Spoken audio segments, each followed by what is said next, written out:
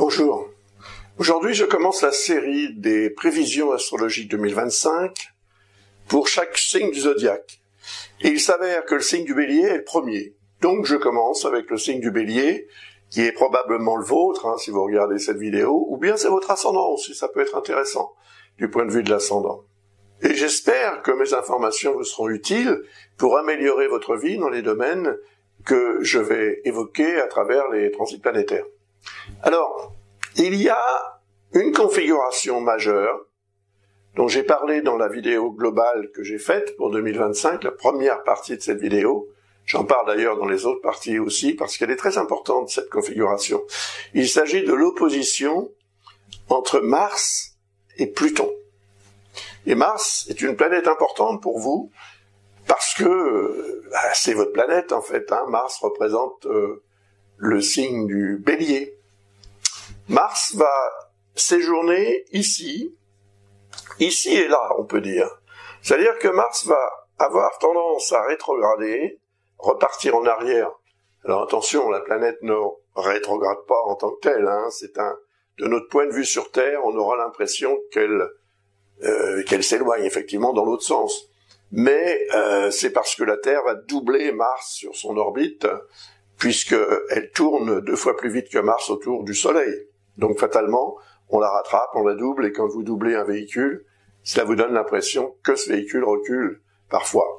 Donc, le fait est que cette rétrogradation va avoir un sens, c'est-à-dire que Pluton va entrer dans le signe du Verseau le 20 novembre 2024. Nous sommes aujourd'hui le 27 septembre 2024. Ce transit va durer 20 ans. Donc, il est très long, effectivement. Mars, par contre, va être en opposition avec Pluton, comme ceci, pendant plusieurs mois. C'est déjà le cas, mais ça va s'amplifier à partir du 4 novembre 2024. Et lorsque Mars va rétrograder en Lion à partir du 6 décembre, il réintégrera le signe du Cancer. Je l'ai indiqué ici.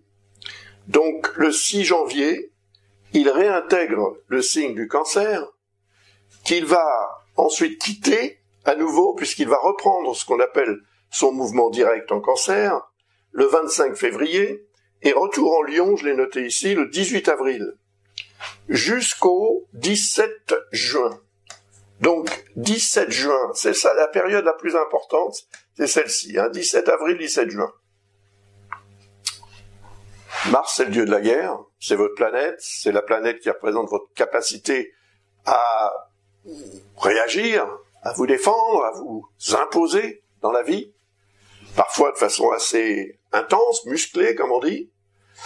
Et en face, on a Pluton qui représente la notion de destruction, de transformation profonde, de régénération. C'est-à-dire que là, on a le dieu de la guerre qui est opposé au dieu de la mort. Donc ça va vous concerner beaucoup, ça, pendant cette période, qui est assez longue finalement, du 17 avril au 17 juin, ça va être très fort. Et ça va être très fort d'ailleurs en novembre, évidemment jusqu'au 6 décembre, 6 janvier même. Mais il y aura une deuxième couche, si vous voulez, entre le 17 avril et le 17 juin. C'est représentatif d'une période extrêmement importante au cours de laquelle, normalement, vous devriez pouvoir en profiter, en bénéficier.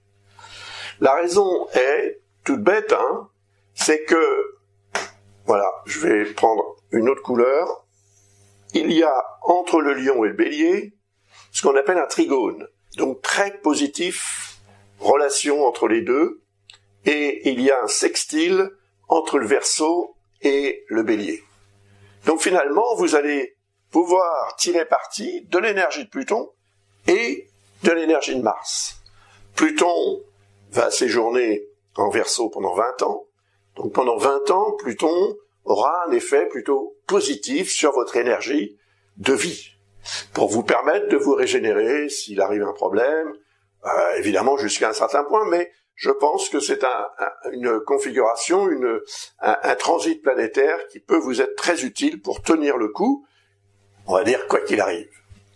Alors, Mars va donc être en Lion jusqu'entre le 17 avril et le 17 juin, mais il y aura déjà une incursion évidemment au mois de janvier, comme on l'a vu tout à l'heure, au mois de novembre, pardon, jusqu'au début du mois de janvier, dans le signe du Lion. C'est une période que vous devriez choisir pour prendre certaines décisions majeures.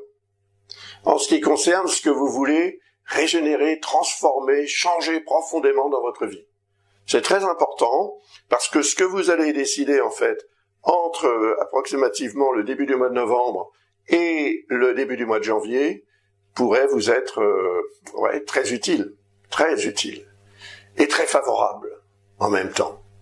Donc, voilà, profitez-en, le message est passé, maintenant c'est à vous de jouer, comme on dit. Ici, on a, par rapport à votre thème, à votre signe, on va dire que c'est le premier, parce que c'est le premier signe du zodiaque, mais c'est aussi votre signe, donc, si vous étiez taureau, gémeaux, c'est à partir du taureau ou du gémeaux que je fonctionnerai, donc ce serait le premier signe de toute façon.